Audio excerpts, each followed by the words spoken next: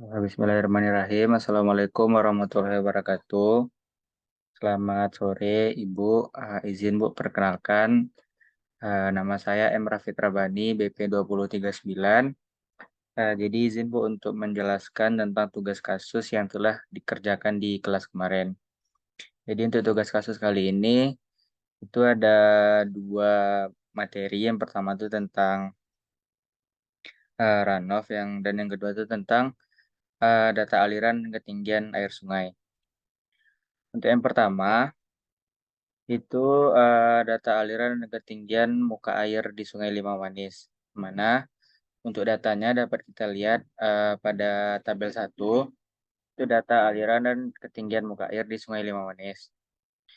Nah, untuk step yang pertama kita lakukan yaitu itu kita bikin terlebih dahulu beberapa tabel. Yang pertama tuh kita cari terlebih dahulu mencari nilai H0-nya.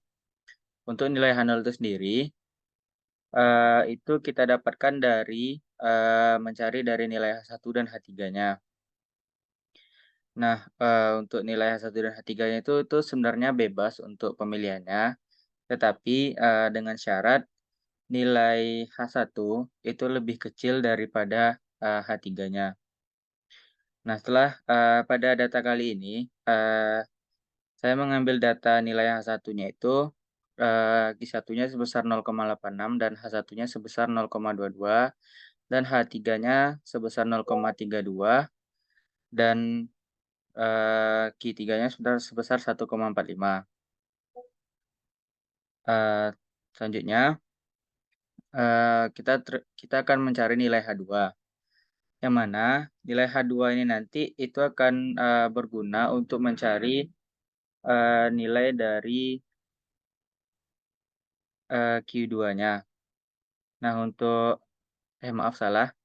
Jadi untuk nilai H2 tersebut kita cari terlebih dahulu, yang mana nilai H2 tersebut eh, itu dapat untuk mencari nilai Q2-nya nanti.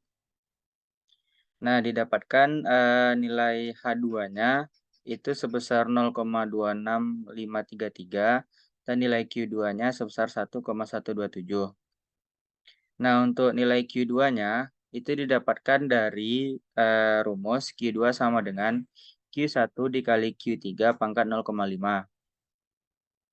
Setelah didapatkan nilai Q2 dan H2, kemudian selanjutnya kita itu akan mencari nilai H0. Yang mana untuk rumus H0 sendiri itu sama dengan H1 dikali H3 dikurang H2 kuadrat per H1 ditambah H3 minus 2H2. Tinggal dimasukkan nilai H1, H3 dikurang H2 kuadrat. Itu didapatkan nilai H0-nya sebesar minus 0,413. Itu kita masukkan ke tabel. Selanjutnya kita lakukan untuk mencari nilai Q2-nya tadi kita masukkan dengan menggunakan rumus interpolasi. Yang mana rumusnya itu adalah X min X1 per X2 min X1 sama dengan Y min Y1 per Y2 kurang Y1. Didapatkan nilai Q2 pada H2-nya yaitu 1,127. Selanjutnya kita masukkan nilai H0 tersebut ke tabel dan di tabel berikutnya itu kita mengurangkan nilai H itu dengan nilai H itu dengan nilai H0. Selanjutnya kita masukkan lagi, kita logkan H dikurang H0, terus masukkan log Q. Log Q ini tadi diambil dari nilai debit sungai. Selanjutnya log H min H0, log H min H0 dikali dengan log Q, kali dengan nilai yang ini. Selanjutnya itu nilai log H min H0 dipangkatkan dengan 2. Nah, selanjutnya itu sudah dapatkan nilai tersebut dan didapatkan juga nilai K dan nilai N. Yang mana dengan mendapatkan nilai K dan nilai N tersebut, kita mendapatkan nilai logaritmiknya.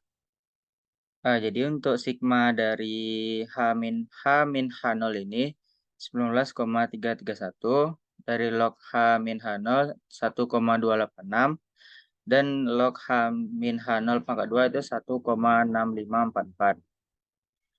Setelah didapatkan nilai Q logaritmik dan eh, debit sungai tadi, kemudian kita plotkan ke grafiknya, yaitu seperti yang soal tadi, itu kurva lengkung atau yang bisa disebut dengan rating curve. Jadi untuk nilai rating curve ini, eh, untuk nilai rating curve itu diplotkan data Q logaritmik, semua data Q logaritmik dengan data debit sungai. Maka didapatkanlah eh, grafik rating curve tersebut.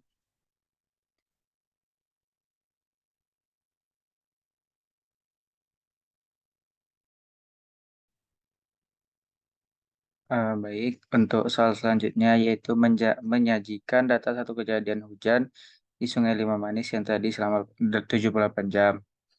Nah, untuk yang pertama itu gambarkan hidrograf runoff dari Sungai Limanis tersebut. Nah, pada soal yang pertama itu gambarkan hidrograf runoff Sungai Limanis tersebut. Yang kedua itu pisahkan aliran dasar dari dalam tanah base flow dengan direct runoff pada hidrograf tersebut. Dan yang ketiga itu tentukan puncak direct runoff-nya. Yang keempat, tentukan interval waktu dari puncak direct runoff ke titik akhir direct runoff-nya. Nah, untuk yang pertama, gambarkan hidrograf runoff dari Sungai Limanis tersebut. Nah, sebelum kita menggambarkannya, terlebih dahulu kita mencari dulu yang namanya itu direct runoff-nya.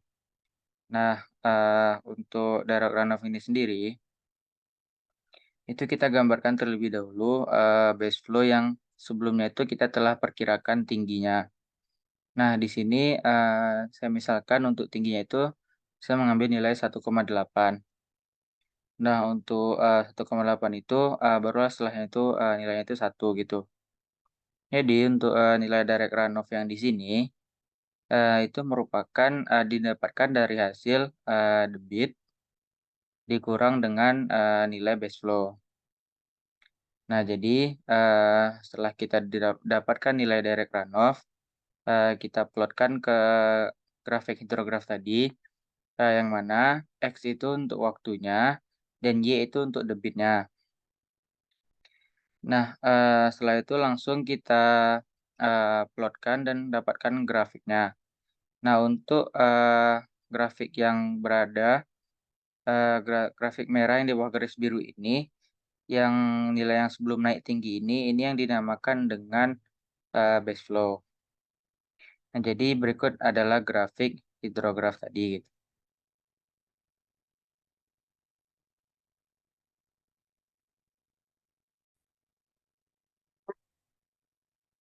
Baik, untuk selanjutnya kita akan mengerjakan soal nomor 4, yaitu tentukan interval waktu dari puncak direct runoff ke titik akhir direct runoff-nya.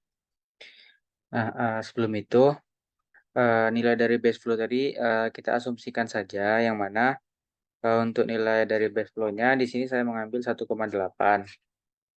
Nah, yang mana untuk didapatkan nilai hasil dari direct runoff-nya yang paling tinggi itu adalah 8,2. Setelah itu diplotkan ke grafik itu dari nilai direct runoff dan nilai waktunya tadi. Setelah itu dimasukkan, kita di sini dapat menggunakan rumus N, yaitu 0,83 dikali A pangkat 0,2. Yang mana pada soal kali ini itu tidak diketahui luas landasnya. Apabila tidak diketahui luas landasnya, kita dapat menentukan nilai interval waktunya dari grafik dari direct runoff tadi. Yang mana di sini kita misalkan mengambilkan waktu dari titik 14, yang mana berkira itu di titik 61, yang mana didapatkan nilai N-nya nanti yaitu eh, maaf, untuk titik terakhir itu titik 75, yang mana nilainya nanti itu 75 dikurang dengan 14, yang mana didapatkan nilai eh, interval waktunya dari puncak direct runoff ke titik akhir direct runoff-nya yaitu selama 61 jam.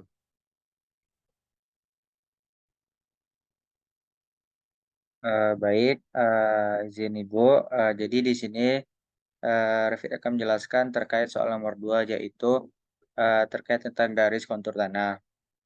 Eh, yang di mana di sini tuh kita ketahui dulu data-datanya yang mana untuk ketinggian konturnya itu dimulai dari 1850 sampai yang paling tinggi adalah 1857. Nah, sebelumnya maaf Bu, Rafiq kemarin salah dalam pengumpulan tugasnya, yang mana untuk teknis dari pengerjaan soal garis kontur tanah ini, itu untuk garisnya tidak boleh saling bersentuhan atau bertabrakan. Nah, baik langsung saja untuk menjelaskan terkait bagaimana cara untuk mengerjakan soal berikut. Yang mana untuk aturan yang pertama itu tidak boleh ada garis yang saling bersentuhan atau bertabrakan. Terus yang kedua, hubungkan garis ke angka yang sama, itu tidak boleh bersentuhan dan menggunakan garis tegas.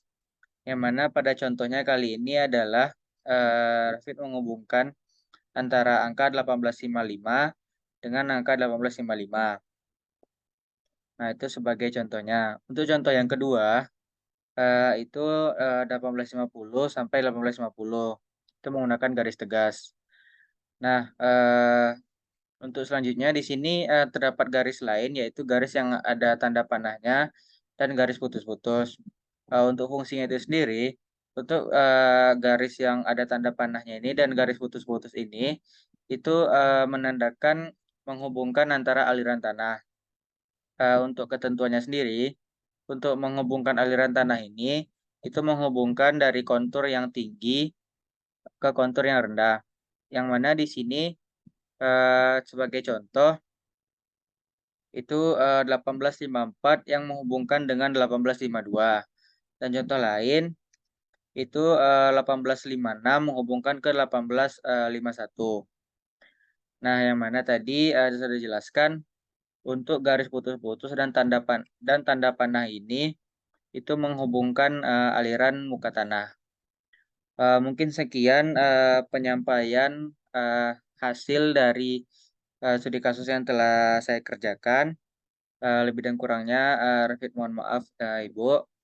Jadi, sekian tata cara pengerjaan studi kasus yang di kelas kemarin. Sebenarnya terima kasih ke Ibu yang telah memberikan kesempatan untuk menjelaskan bagaimana cara menyelesaikan studi kasus berikut. Lebih dan kurangnya mohon maaf. Wabillahi taufiq wal hidayah. Wassalamualaikum warahmatullahi wabarakatuh.